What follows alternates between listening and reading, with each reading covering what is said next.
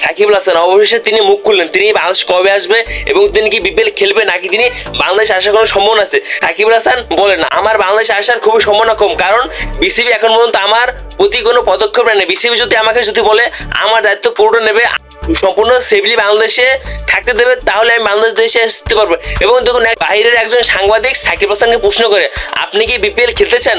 সাকিব তার প্রত্যুত্তর বলে আমি বিপিএল খেলতে চাই, যদি বাংলাদেশ ক্রিকেট বোর্ড আমাকে নিয়ে কাজ করে, আমাকে যদি বাংলাদেশে যদি নিয়ে যেতে পারে সেফলি ভাবে, তাহলে আমি বিপিএল খেলবো। এবং দেখুন সাকিব হাসানকে সাংবাদিক আরেকটা প্রশ্ন করেন, আপনি এখন যে বর্তমানে আইএল টি-20-তে দারুণ পারফর্ম করতেছেন, আপনি কি 2026 টি-20 বিশ্বকাপে বাংলাদেশের হয়ে কি প্রতিনিধিত্ব করতে চান। সাকিব তার উত্তর বলে আমি যে এখন যে পারফর্ম করতেছি আমার ক্রিকেট খেলতে ভালো লাগে এবং আমি এটা কাউকে দেখানোর জন্য করছি না,